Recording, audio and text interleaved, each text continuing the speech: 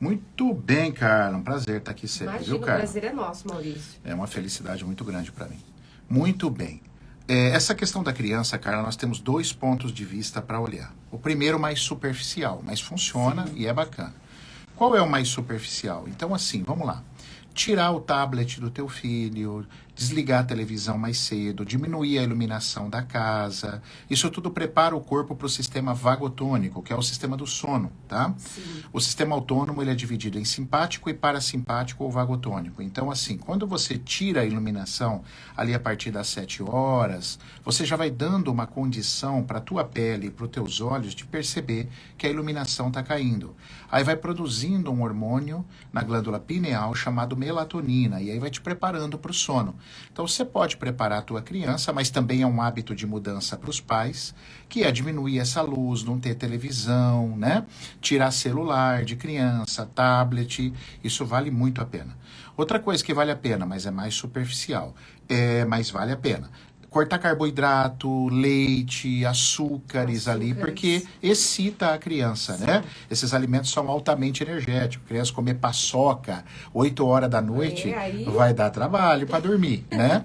Então, assim, é muito importante também cuidar dessa alimentação na janta, jantar no máximo até 7 horas, 6h30, 7 horas seria ideal, né? E uma alimentação um pouco mais leve, livre desses açúcares, lembrando que o carboidrato vira açúcar.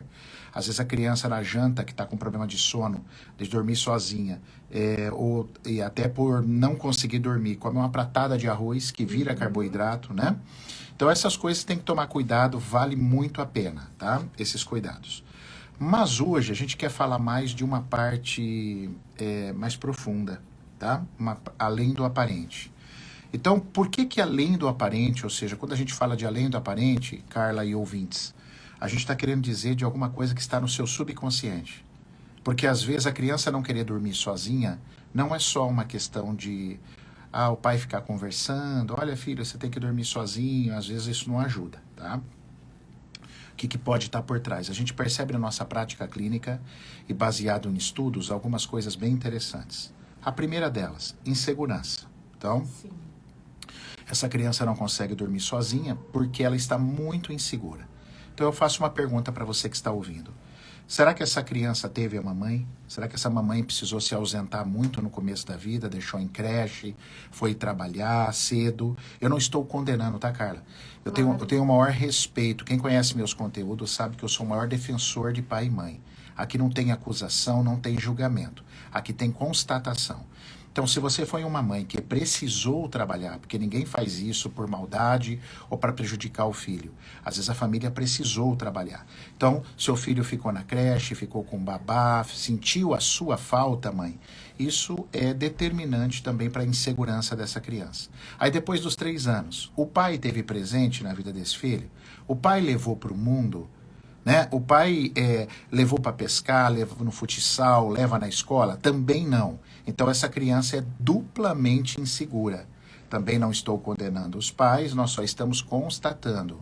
Por quê? O começo da vida é a mãe que dá segurança. Depois dos 3 anos é o pai que tem que trazer essa segurança. Crianças que tiveram essa rotina são crianças muito seguras. Então ela vai querer o quartinho dela, ela vai querer dormir sozinha. Acontece ao contrário do que às vezes você está sofrendo aí dentro de casa, tá? Então, aquela criança que desde pequena dorme com os pais, por exemplo, Maurício. Não, Ela já dorme com eles. a gente é a favor de cama compartilhada. Sim. Muito a favor, tá? Mas apenas no início da vida, cara. Certo. Muito no início da vida. Estourando ali, a gente aceita a cama compartilhada. Eu sei que isso é muito polêmico, tem gente que discorda, mas a reprogramação, a minha pessoa, eu sou muito a favor de cama compartilhada. Por quê? Nós pensamos muito em biologia. Criança, uma vez eu tive uma conversa com uma profissional, ela falou assim, mas você vai acostumar teu filho, depois você não tira ele do quarto. Então, mas aí a gente tem que pensar em malícia.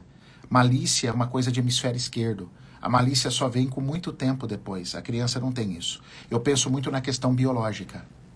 Os filhotes precisam ficar grudados com a mãe. Ter essa ligação, né? Tem uma psiquiatra do Rio de Janeiro que estuda que a morte súbita tem muito a ver com o desligamento muito precoce da criança. Com 15 dias, a criança de nascida já é colocada no quarto dela. Isso para nós, assim, é inaceitável no nosso estudo. Filhote é com a mãe. Agora, eu também não concordo uma criança de 4 anos dormindo com a mãe. Dormindo ainda, Aí né? já passou do tempo. Então, ali um ano e meio ideal para a criança dividir a cama compartilhada com você. Aí depois você vai começar a tirar. E não é tão difícil assim, porque eu fiz cama compartilhada com meus 3 filhos. Eu tenho experiência prática com isso. Nenhum dos meus filhos tiveram problema de ir pro quarto. Pelo contrário, eles quase pediram por esse quarto.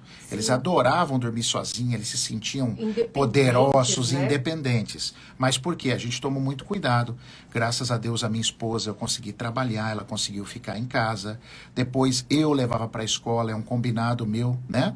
Quem me conhece ali na escola que meus filhos estudam sabe, é sempre o pai que leva, é sempre o pai por causa disso, era um combinado. Sou eu que levo para a vida, tá? Então meus filhos nunca tiveram esse problema. E hoje cada um tem o seu quarto e faz tempo. Então a gente sabe que isso é possível. Porque além de eu ter a teoria, eu tenho 3. Então eu testei os 3 na prática. Sim. E funciona. Todos com cama compartilhada. A minha menina ficou até 2 anos. Quando eu levei ela pro quarto, ela ficou. Então tá, papai. Simples. Montou o quartinho dela. Nossa, papai, que quartinho É uma bonito. novidade, né? Novidade. E ela adorou. Então dá certo. Dá certo. Só que o casal tem que estar muito consciente e muito forte no propósito. E é uma coisa que muitas vezes a gente até escuta, né, trazendo também para a vida pessoal. Ah, mas meu Deus, ele tá dormindo aqui comigo ainda. A gente não consegue nem namorar. E a criança ouvindo isso, Sim, né? sim. A criança ouve, ela sente também. A única coisa que meus filhos me atrapalharam foi no cinema. Quando Ah, eles é? eram muito pequenos. Não podia levá-los, né? No cinema, porque aí chora, muito novinho e tal. Sim. Mas o resto, a gente colocava na cama ali, ficava, eles dormiam, a gente saía, namorava em outro lugar, voltava para dormir, não atrapalha. Isso é, assim, você se adapta a tudo, é só você ter boa vontade e conhecimento, né? E então a segurança do teu filho é fundamental para ele dormir sozinho. Então, se você não teve como fazer isso, volta a falar, não é porque você é má, não é porque você é ruim, a gente acolhe, você precisou trabalhar, a minha esposa não precisou, mas às vezes você precisou e tá tudo certo, ninguém tá condenando ninguém aqui. Mas é o que você precisa agora, olhar para o agora, como trazer essa segurança para a criança nesse momento, tá? Então, estando junto, conversando mais, fazendo programas além de dormir juntos, a criança vai se sentindo segura, né? O pai tem que entrar na história dessa criança com mais efetividade e tal. E o outro estudo que eu acho lindíssimo também sobre a criança ter medo de ficar sozinha, medo de escuro, é essa criança ser uma gêmea sobrevivente. Isso é um assunto que é estudado desde 1945, Carla. Isso é antigo. A gente acha que é novo isso. Então, esses autores estudaram, inclusive atualmente, 3 estudiosas, a Graziele Freni, que é italiana, a Josie Cromer, que é uma francesa, que eu tive o prazer de conhecer, e a Althea Hayton, que é uma inglesa. Elas estudam o efeito da perda de um gêmeo bivitelino sobre o que sobreviveu. Então não é tão simples. A criança que sobrevive a uma perda gemelar, ela já teve o seu primeiro trauma intrauterino, que foi essa perda, tá? Então uma criança muito insegura, ela tem umas angústias, O medo de ser abandonada. medo de novamente, ser né? abandonado, que é o abandono ali que Sim. aconteceu dentro do útero, muito bem colocado, cara. Então isso tem que ser olhado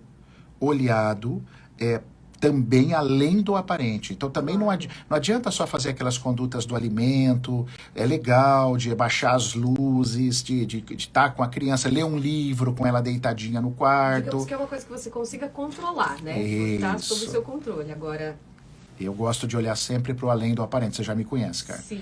Eu gosto de olhar onde está além do aparente, né? Então essa perda gemelar, saber se seu filho está olhando para uma perda, às vezes não é nem gemelar, às vezes é um aborto mesmo na família, provocado ou não. Às vezes é uma perda gemelar. Então tem ajuda se você quiser saber se seu filho está passando por isso. A reprogramação biológica é um método, né, que ajuda você a entender se houve uma perda gemelar e a gente te ajuda a contornar isso, os exercícios que tem que ser feito para que seu filho descanse, né? Que é o processo natural, de segurança e sono. Tá? Então fiquem atentos aos movimentos além do aparente. Hoje eu trouxe esses 2 que são os mais comuns. A insegurança, Carla, muito grande. Então chame esse pai para participar da vida, você mãe também. Peça para o pai, não pensa só no sono. Às vezes a criança não está dormindo sozinha, você quer só prestar atenção, então eu sou pai, eu vou lá com ele um pouquinho no quarto. Não, o seu movimento tem que começar bem antes no dia. Isso que vale também para as mães que são separadas, por exemplo. Perfeito. Né? Já que Perfeito. o pai não está ali presencialmente para dormir com a criança, para fazer parte desse ciclo, mas que acompanhe nas demais atividades. Nas demais, e desde durante o dia, vai levar na escola, você não tem que pensar só no sono. Outra coisa, pais que brigaram muito, essa criança viu muita briga, ele não dorme, não quer dormir, Segurança como mais se, uma vez. mais uma vez, para proteger os pais, entende? Então são caminhos aí para olhar e para dar uma lucidez para você que está nos assistindo e nos ouvindo, né, nesse processo aí tão desafiador, mas tão gostoso de superar. Com certeza. E gostoso de falar também, né? Muito, né, Carlinha? Maurício, como que faz para te encontrar? Agora o nosso tempo está um pouquinho reduzido, Claro, né? Pois, querida. poxa Tá vida, tudo- mas como que faz para te encontrar, para falar mais sobre esse assunto, as suas redes sociais, os conteúdos? Carla, tanto o site, quanto Instagram, quanto o YouTube, é tudo Maurício Valente Oficial. Você me acha nesses perfis. Perfeito, Maurício. Obrigada, viu? Mais Muito uma obrigado, vez. eu que agradeço. Ótima quarta-feira para você. Agora Igualmente. são 8 horas e 14 minutos. Nós seguimos com o nosso T-News.